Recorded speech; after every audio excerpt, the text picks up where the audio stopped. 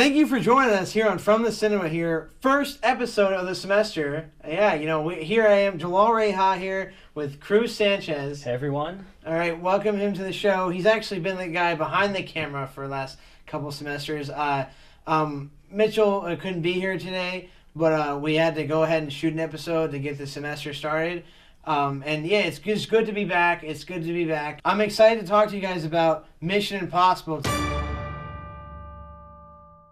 The American James Bond. American James Bond. Essentially, it's basically what we watched. We're just picking a summer movie we both liked and a summer movie that we think America liked. We think everyone watched and just enjoyed.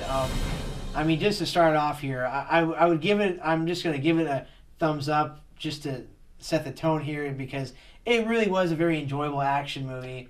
In my opinion. What about you? I thought it was great. I mean, really, the summer was kind of disappointing with all the other movies. Not much came out, and so when this movie came out, it really set a tone and it gave something for people to look forward to and go watch. Exactly. It was kind of like a surprise, I think, because when I looked at the summer list of summer movies, nothing stood out to me. Even this movie didn't really stand out to me. There's 5 other Mission Impossible movies, and I don't think there's really been a really great one since the third one. But then again, everyone has conflicting opinions on that. The reason the franchise is still around is still making so much money. But this was such a for a summer blockbuster type movie, it was to the point. Everything made sense. It was except for maybe some of the action scenes were a little unrealistic with the helicopter and all that. I enjoyed everything. I mean, the cinematography. I'll start with that. That's I just felt like you were it's typical action stuff, but it was you were in the moment and you were it was just a beautiful film to look at. You never really nothing ever really took me out of it. I just felt like everything was on point. Oh, definitely. I mean, speaking of that, James McCoy and Tom Cruise, they actually sat down before the movie even started just to come up with. They basically planned out every single action scene and where they wanted to film it before they even came up with the story, just so they could get those visual aspects. Which is something that I think is that's great. Yeah. When it comes to making a movie, folks, all it is planning, and you got to plan it out right. And when you got a guy like Tom Cruise, whether you like him or not, he's fantastic at this type of stuff. Does all his own stunts. He's a true professional in that regard. So, great, applaud to him. I really like that. What else was there? Let's see. I enjoyed it again. Who's writing? Everything was to the point. There was nothing there was no filler. It's really what you find in a lot of action movies, a lot of comedy filler, a lot of pointless scenes. Everything progressed the story. And it was kind of a long movie, so... It was, but it really just got to the point. It had its key action elements throughout the movie, and in between that, it connected all of them by doing the classic Mission Impossible elements, all the revealing the face mask, and all the big evil plans. Exactly, the fake sets and stuff like that. Yeah, exactly. Which was so it's an homage to the earlier films, but I feel like it's okay with that. Definitely.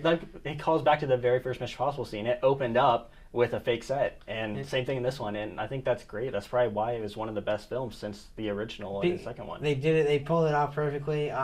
The twists, and stuff like that, it served its purpose, and I like that. That's what they use them for. Those techniques are what they use them for. With that being said, the writing, everything was to the point. We don't really think it had the strongest story though. Nothing really it's an action movie. It's a summer blockbuster. You're not gonna be blown away by the storytelling. You're gonna be blown away by I guess it just makes it easier to watch and more comfortable to watch than it is. It's easier for you to understand. It should be easy to understand. When you see the name Tom Cruise in a movie, you don't go expecting a great story. You go expecting to see insane stunts, and you all know that's done by him and that they're all real, and that's what makes it worth going to, I guess. Exactly, that he can do, quote unquote, the impossible. Exactly. Yeah, I know. But I really enjoyed some of that stuff. And again, Chris McCormick, I think because of what you talked about with, I guess his relationship with Tom Cruise and knowing, it's Chris McQuarrie, I believe, right? Is it McCormick or Query?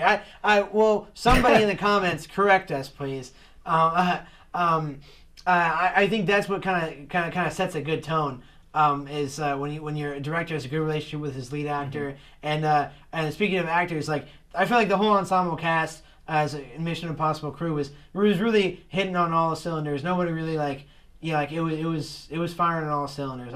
I enjoyed everybody. Simon Pegg, Big Rams, even I was about to say Bond's new girl, but like like Tom Cruise's like new love interest was kind of like it brings it into the fold, and like and I think that's something that like it's just easier on the viewer.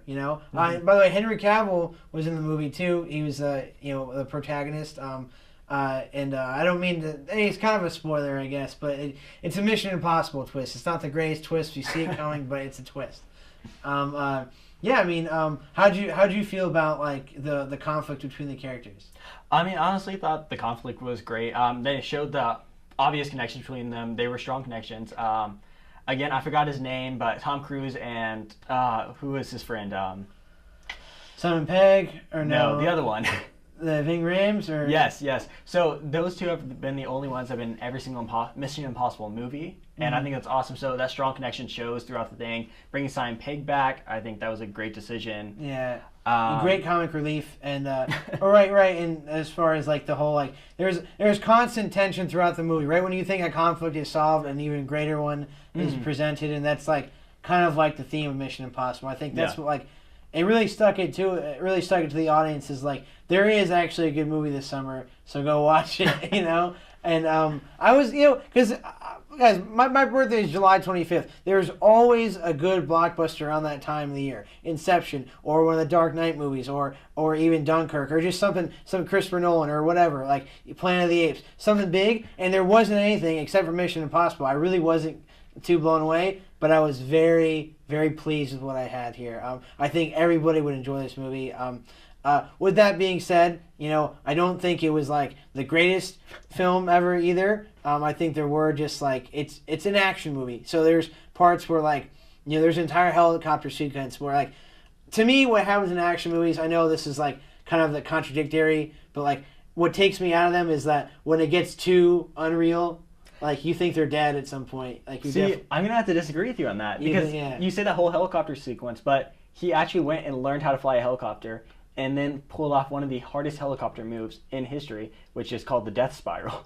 Oh, like he actually... Yeah, I mean, look, like, it's... Which it might... Like, it's so unrealistic, I guess, that it might seem impossible. Yeah, but that's Tom Cruise, and that's these movies. And that's the point. Yeah, which is what makes it amazing. It is. Yeah, no. I get. Okay. If that's how you want to look at it, there's two sides to this. And again, it was fantastic for us to see.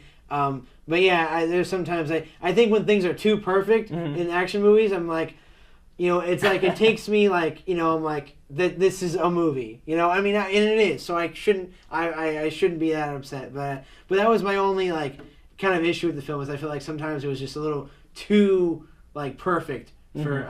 I think people can say the same criticism about like some of the like superhero movies we've seen too. Definitely. They're just too. The shots are too. This is like things are too perfect. It's like not like legit. But overall. I enjoyed the film. I think you would too. Cruz, you enjoyed it? Yeah, I thought it was great. It's actually out in University Mall right now, so if you want to go see it for free or $3. Yeah, $3. Yeah, it's all yours. So yeah, I'm gonna go with let's see. I think we were saying 7.5 out of 10. About 7.5 out of 10. Yeah, that's what we'll go with here. Again, it's a short episode this week, you guys. We don't have a guest filmmaker. We will have some later this semester. We will have a couple more episodes with a couple more big movies coming out. Venom, Tom Hardy, huge fan of his. Halloween's coming out. And honestly, there's a great lineup this fall, so I'm excited. I'm really glad you guys tuned in this week, and thank you, and stay tuned for more. Jalal Reha, your host from the cinema. Cruz Sanchez, guest host. Yeah, guest host, something, filling in for Mitchell, but we'll get him back too. We'll get all three of us on here. It's a pleasure. Thank you so much, and have a good night.